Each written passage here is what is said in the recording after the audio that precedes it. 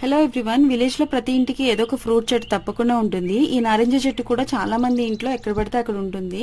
కాయలు అయితే ఎంత పుల్లగా ఉంటాయో, అసలు పండితే అంతే తీయగా ఉంటాయి. ఇది మా ఇంటి పక్కన రాములమ్మ ఆంటీ వాళ్ళ ఇల్లు. ఇది చూసారా, తిరగలి అంటారు. 2 రాళ్లు ఉంటాయి, ఒకదానిపైన ఒకటి ఉంచి పైన ఏదైనా కర్రని ఇలా టైట్ గా బిగించాలి. దాన్ని పిడి అంటారు. పిడిల్లో మినుములు పోస్తూ రౌండ్ గా తిప్పుతూ ఉంటే బద్దలే పడుతూ ఉంటాయి. వీడియో తీస్తుంటే ముందే చెప్తే మంచి చీర కట్టుకుని వచ్చేవాళ్ళం కదా అని ఆంటీ వాళ్ళు నవ్వుతున్నారు. పొలంలో ఇచ్చిన మినుముల్ని ఇసరడానికి ఇక్కడ ఆంటీ వాళ్ళందరూ నాకు చాలా హెల్ప్ చేశారు. అయితే తిరగల్లో విసరాలంటే చాలా ప్రాక్టీస్ ఉండాలి, లేదంటే బద్దలు అవ్వాల్సిన మినుములు కాస్త పిండిలా అయిపోతాయి. నేను కొన్ని చేశాను, మిగతావి ఆంటీనే చేసింది.